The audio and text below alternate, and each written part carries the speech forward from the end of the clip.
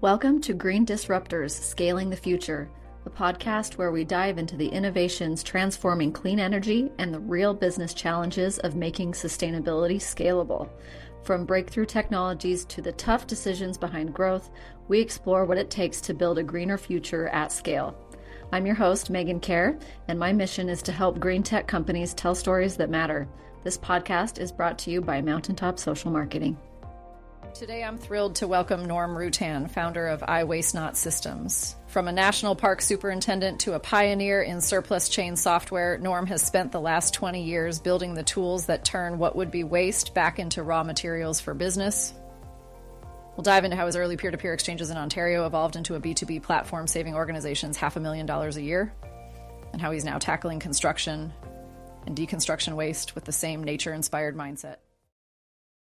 Hello, and welcome back to Green Disruptors. On this podcast, we talk about innovations happening in green tech, and this podcast is brought to you by Mountaintop Social Marketing, which we help green tech companies scale without spending money on ads. So that's why you get to listen for free, and I'm excited to have Norm. How do you say your last name, Norm? Is it Ruttan or Ruttan? Ruttan. Norm Ruttan. I'm happy to have him on the podcast today, and I'm going to let him introduce himself and his company. So my name's Norm Ruttan. We're a software company working in green tech from Ontario, Canada. We've been doing this for about 20 years, and we started a long time ago doing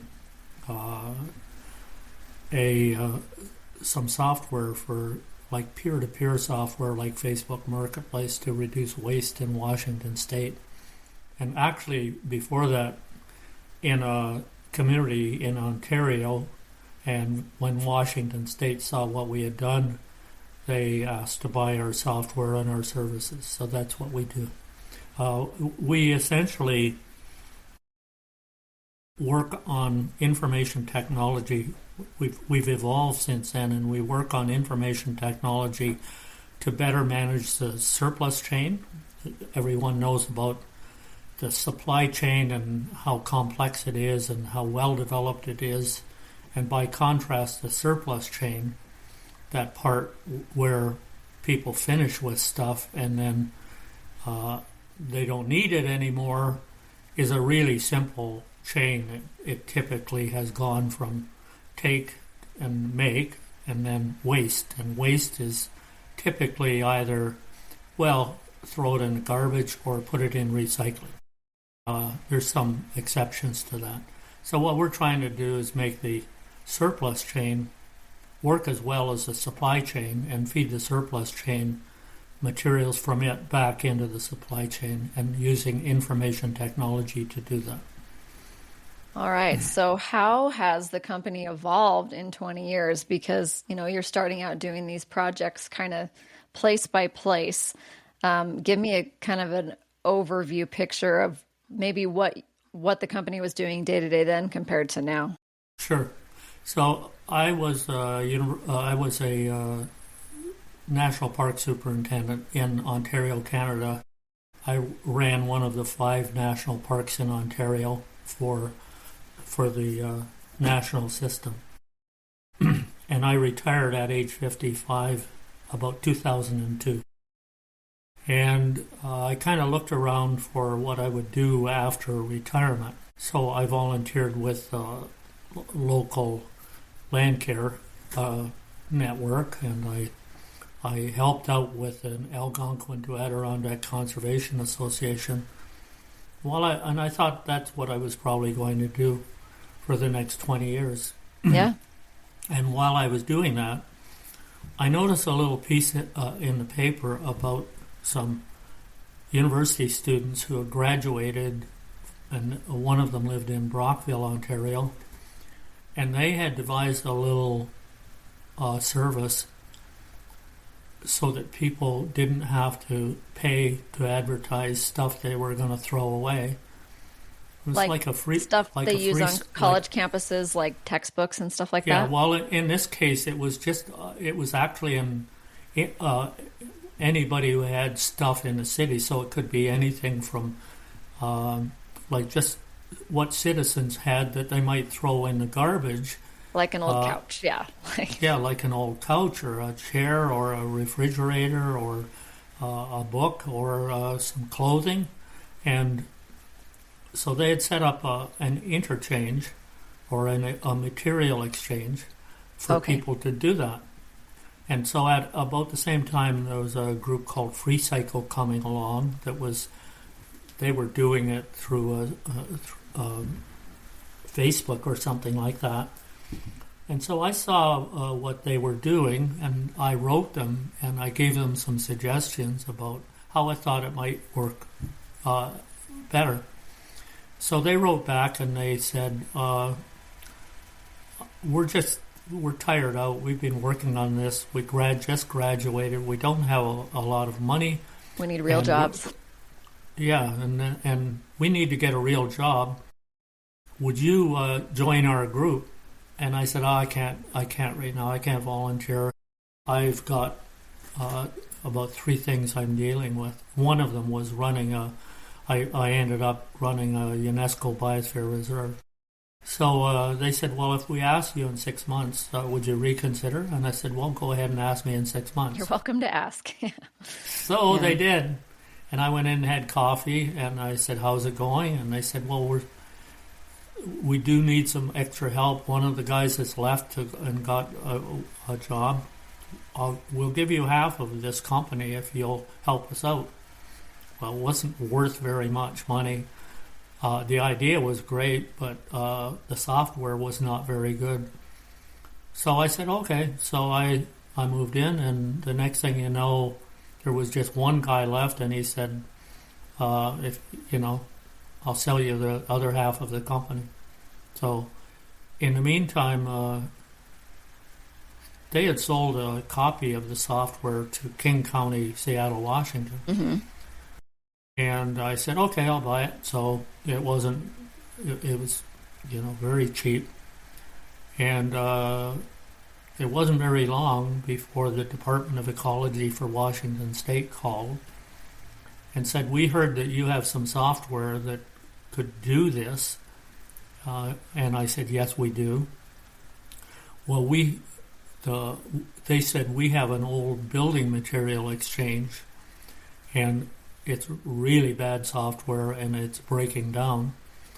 And we can't get the people who run the software to fix it up. Could you provide us with your software? And I thought there might be 1, 2, or 3 little contracts.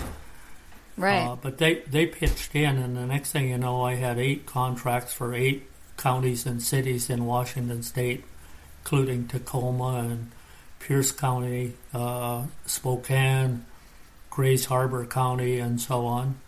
And I really underbid. I should have charged some more, but I didn't know enough. And anyhow, can I ask a question? So counties and stuff that were wanting to use this, were they trying to meet like government regulations, or was it just that there was a demand from builders who wanted, to use this type of material? They were trying to cut their landfill costs. Oh, okay. Yeah. Okay. They said, what doesn't go into the landfill, we don't have to, our landfills are running out of space.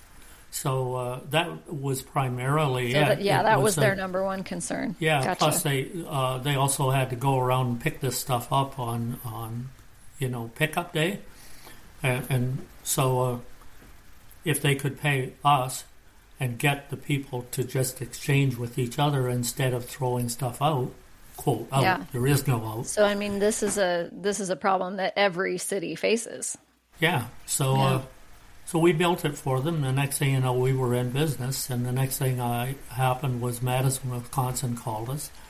And they said, we've seen what you've done in Washington State. Could we have one of those? And so they opened the Madison Stuff Exchange. And it crashed our servers on the first day because CNN covered it. That's crazy. And then the next thing you know, Surrey, British Columbia called. And then the province of Alberta, Alberta, Canada called, and it just went on, and the next thing you know, we had a going concern. So that was we built that up, the Washington State called their system number 2 good, number 2 toss.com, and we had 70,000 people a day coming to use it in Washington State, and we had all kinds of stuff flowing through it.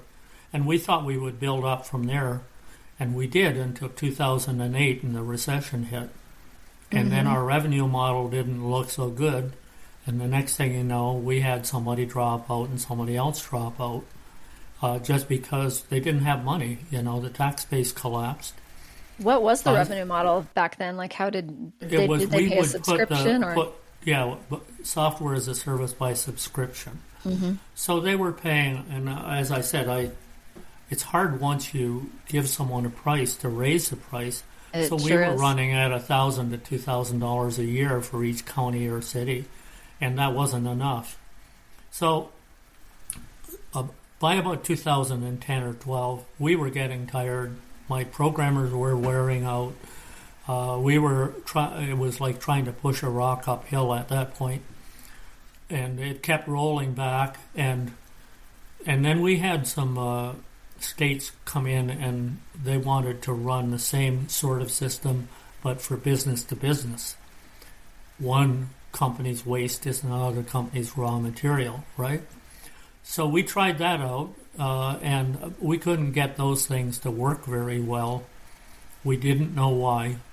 And so we just we half gave up, and I just kept the company on life support from 2014 to 2020.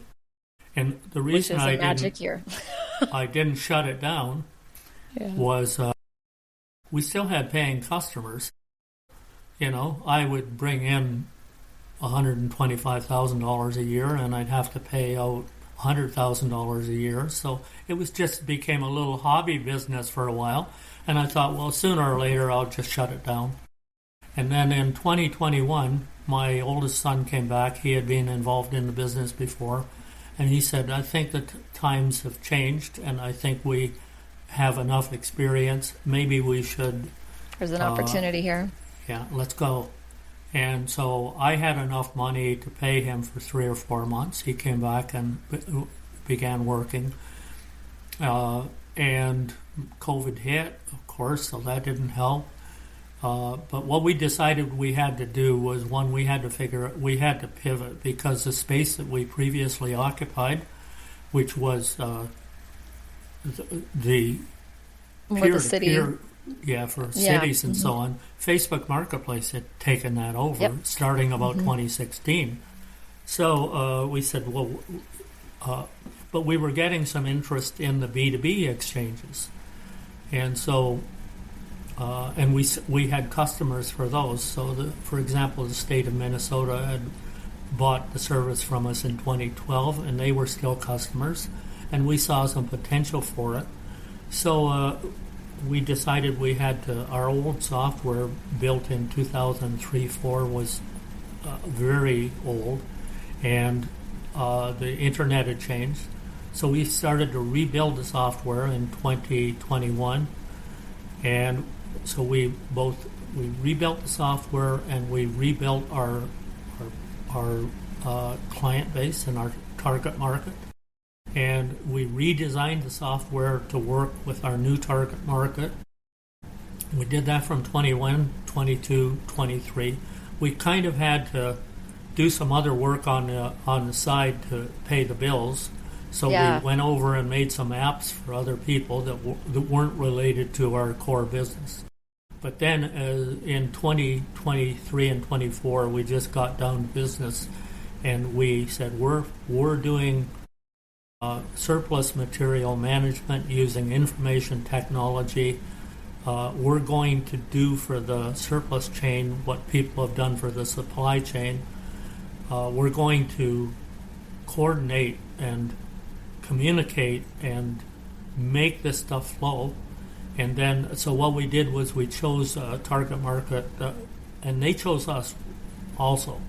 They called us and, could you do this, could you do that? So the first call came from California State and in Sacramento, and they wanted us to replace a student reuse portal that they had running.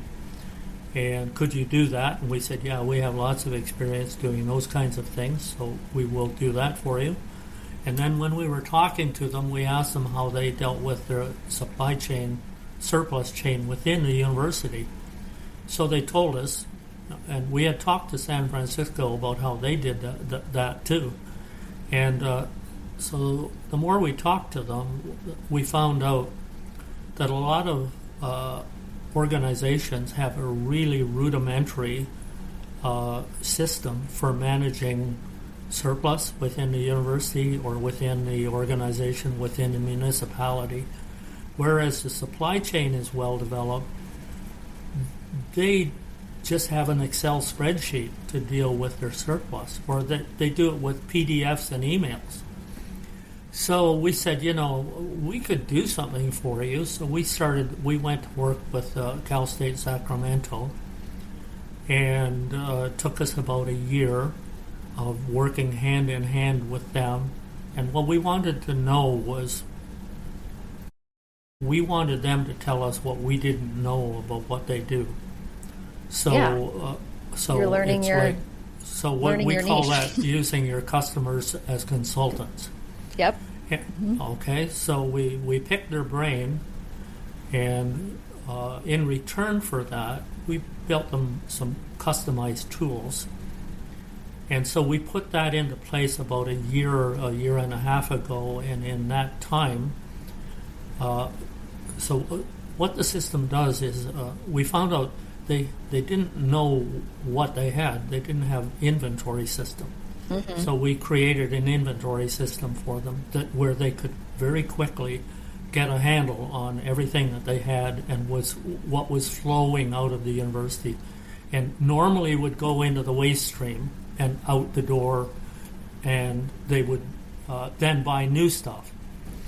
And then once they had a handle, and what we found out was they didn't know where it was. They had warehouses sometimes. They didn't know what was in the warehouse. So we got a handle on that. And then once we had that organized for them, then it was, what kind of tools do you need internally to reuse that within the university? How can you connect up the procurement part with the surplus part? So we connected that up and make it more circular. Yeah, so somebody needs a desk over in this building. We have a desk over here in surplus. Just how do we do it? Then we hooked that up to their work order system so that they didn't have to create a separate work order to move that desk. They can just go click, move that desk from A to B, and hey, the guys in the physical plant, get a truck and a couple of guys and a dolly and move it over there, etc. And then I can totally see how if you were relying on spreadsheets for something like that, it would never happen. It was a mess. So when we talked to the city of San Francisco, they said the very nice person we talked to said, well, I'm doing emails, and somebody sends me a PDF, and then I attach it to the email, and then I send it over there, and I say, would you like this? And our system is all automatic. They just go into their software, and it's like any other system. So now you've got total control over what's coming in, what's going out, where it's going to. And then what we did was we did a simple thing when somebody put a procurement request in, and that is we added a little note that says, have you checked with to see if we already have this? That increased the flow by 17%. Wow. We didn't have to have them sign an affidavit saying it. They just said, have you checked it? And so what we did then was in 1 year we saved them $500,000. I'm glad you pointed that out, because I'm like 17% in cost that you don't have to buy something new. That's got to be a big number.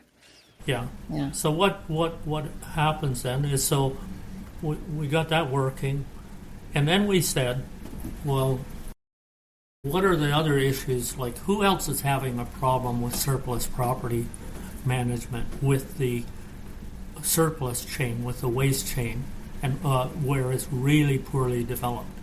So that's what we're working on now. We're looking, for example, we're speaking with construction and deconstruction and engineering companies because the default right now is you got a building, bring a hi-ho in, knock it all into pieces, throw it in a dumpster, and truck it all off to the landfill. And which makes me lose sleep at night. Yeah, and the deconstruction people are having nightmares because they're like the folks at the universities. They don't have tools, information technology tools to manage their businesses. They're using spreadsheets and PDFs. So we're looking at that and going, how can we revolutionize the deconstruction industry and provide them with the tools they need to build the industry up and make a living on it? And they're competing with the dumpster and the landfill and the hi-ho, which is really cheap to do. So they've got to get their costs down and they've got to be really efficient about organizing and managing their activities. So then we're looking at municipalities. They have the same problems the universities and colleges do, and so on. So our business has changed from helping people in places like Spokane, Washington, exchange refrigerators and books and stuff with each other and keep it out of the landfill, to doing the same thing, but in this case, we moved away from the consumer space, the person-to-person space, and we're over in the business-to-business space doing the same thing. That was such a good explanation and journey. I would love to know, as far as the business side of things, when you're speaking to these people, is it a pretty easy sell for them? I mean, it is solving a huge problem and getting rid of a massive headache for them, but are they pretty eager to adopt something new like this? The early adopters are. People who have said yes so far. Okay, but you know what people are like, right? We've done this forever and forever. This is the way we do it. We know there's no risk in doing why change the same way that we've always done it. So why would we take a risk? So what we're doing is, I just quoted you the $500,000 for Sacramento. Oh, and they said we're a little afraid it's going to take more time. We'll have to hire somebody extra to run this. And what they report back to us now is it takes less time because when you don't have to deal with PDFs and emails and so on, you can be really efficiently managing the stuff. So where we are now with it is, I think we're in an emerging industry, which is what we're looking at doing is we're early into the B2B reuse ecosystem. And so it's getting to be an easier and easier sell. What's making it easier is that we and a couple of other companies are pioneers in it, and we're being able to do case studies and report savings. And once we do that, then they go, well, somebody else broke the trail. I'll just follow in behind them. Which is easier to do. Yep. Exactly. Who wants to stick their neck out and maybe lose their job because they took a risk on something, on emerging stuff? Not everybody's crazy like us entrepreneurs. No. So what is, it's an emerging market. There's going to be growth. There's going to be demand, but that definitely, scaling that comes with challenges. So what's like a current thing you're struggling with right now? Well, we're struggling with scaling up.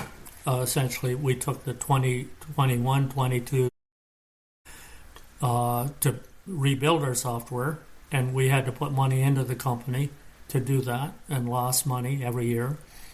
And then we're into 2024, and we've got our our customers are reporting good results, and we don't have to put more money into development because we've already done So that. now money's got to go into finding new people, basically. That's why I'm on talking to you today. Spread the word. Yeah, well, and B2B is so different too than, selling something direct to consumer. Like, it really is about building your presence and educating the market on even what you are. It's not like somebody's necessarily Google searching this, Yeah. So 20 years in the business helps because I have what in my day we would call a Rolodex, but we call a network now. And it's like, so I know a lot of people in the industry and they hear about what we're doing. And then, so I don't have to do a lot of outbound stuff. I just have to keep making a noise and let people know what we're doing. And then we get calls and letters about, can you do this? How would this apply to us? And in some cases, like when I talk to construction demolition people, I say there's going to have to be a lot of work in that area to build that ecosystem out because we have got, for so long, we've relied on, here's how we do it. We cut the tree down, we mill it, the engineering specifications are already there, we've already done all that work, we know what the load-bearing capacity is, we do the same for concrete, and when they work on trying to reuse building materials, there's no standard for it. So, and there's no system, and so on. So, in the colleges and universities area, I think we're going to scale up really quickly. Mm-hmm. In the construction and deconstruction area, that still we're still working on that and how that's going to be done, and what the impediments are, what the friction in the system is. We're still working in that area. One of the things we found out was that because we didn't have that inventory system, a lot of the B2B materials exchanges wouldn't work because the organizations that were supposed to feed into them didn't know what they had. So how can you feed? Like if I'm a homeowner, I know what I have generally. Yeah. But Let's hope so. If I'm a business owner and I've got somebody working on surplus material management and I want to put it on a material exchange, I can't list it if I don't have an inventory of it. Mm-hmm. So that's where we think we've solved that problem. It's exciting. I mean, I think it's obviously a challenge to solve it, but the potential for environmental impact, especially in the construction zone, is just enormous. You're looking at about a third, I think, of the emissions waste deposited in landfills is a third to maybe it's 40% is coming from it's like C&D. You're not putting it in landfills, but you're also maybe not producing as much new material, which is less CO2, Yeah, that's amazing. So it's so interesting that it comes down really to systems and technology. It's like if we have to organize our information or nothing gets done. So it's cool. Yeah, I'm an ecologist. I worked in national park. So what I do is when I analyze the situation, I look at how nature would do it. And an ecosystem. So in nature, we have a bunch of organisms, but they don't all fly around or run around or crawl around disconnected from each other. They're all connected. Everybody knows the old thing about everything connected to everything else in a natural ecosystem. In the human economy and ecosystem, it's not. And that's what we're doing is reconnecting it or connecting it. And I joke, we're connected on LinkedIn, and you may have read some of the stuff I wrote.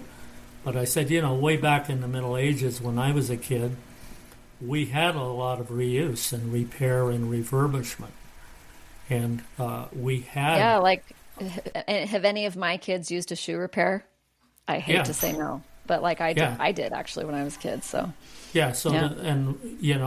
when my leather coat ripped, I had you could get a repair for it. We had seamstresses, and that all disappeared when energy became so cheap, technology became so cheap, and all of a sudden it was much cheaper just to build everything new and sell it into the market, and the reuse system just withered away because there was no money. Money's a proxy for energy and materials. There was and information technology. It wasn't going into that system. So what happened was that system withered away and died to the point where we do some recycling, and the most recycling and reuse we do is in auto repair. Like we do it with automobiles, but in the rest of society, we just build it, use it, and waste it for the most part. So we're working away on changing that. Well, I mean, I think it's pretty interesting that to save the planet and save nature, we need to emulate nature. Like that's pretty profound, I think, but because we're part of it, and we joke ourselves into thinking that we're not, but we are. I go way back to the first Earth Day and what was said then, and for some reason it hasn't sunk in. And the quote I like was the economy is a wholly owned subsidiary of the environment. Our economy works within the environment, not outside of the environment. Yeah. And so we have a human economy working inside of nature's economy. And so we often look and we go, well, we're going to do all the stuff we're going to do, and then maybe it'll affect the environment out there. And you go, the environment isn't out there, it's around you. It's right here, yeah. You're in it, and whatever you do is affecting the environment. You're another organism just like the other organisms in the environment. So. Yeah. I'm happy that we kind of got to the philosophical side, because it's important to have that moment of awareness. And, some people maybe never get there, but I mean, I'm lucky in Utah, we have 5 national parks, and I grew up in nature, and it really changed the way I view things. So, and I'm still learning and trying to make a difference the way I can, but it's, we all got to act towards the whole, I think. Yeah. When we stop thinking of ourselves as outside of nature and begin to think of ourselves as all of the stuff we do, and all of us are just within nature, operating within it, and our economy is a subset of the big economy, the natural economy, then I think it reframes it in people's minds, and they stop thinking about, I got to do a environmental impact on it. And you go, well, the environmental impact is what's going to happen to the environment, but what happens to the environment also is what's going to happen to you. And yep. So yeah, I think that's a perfect note to end on. Thank you for your wisdom and your work, and the way that iWasteNot is solving these important problems. The website is iWasteNotSystems.com, correct? Yep, it is. Okay, so if anybody listening feels like that's relevant, go check them out. And again, thanks so much for the conversation today, Norm. Thanks a lot for doing the series you're doing. Yes, my pleasure. And same here. Okay. Norm, thank you so much for sharing your journey from national parks to transforming the surplus chain with iWasteNot systems. It's inspiring to see how a nature-based philosophy can drive real environmental and economic impact. To our listeners, if you'd like to learn more, head over to iWasteNotSystems.com. Don't forget to subscribe, rate, and review Green Disruptors wherever you get your podcasts, and follow us on LinkedIn for more behind-the-scenes insights. I'm Megan Kjar with Mountaintop Social Marketing. See you next time when we explore another breakthrough in green tech innovation.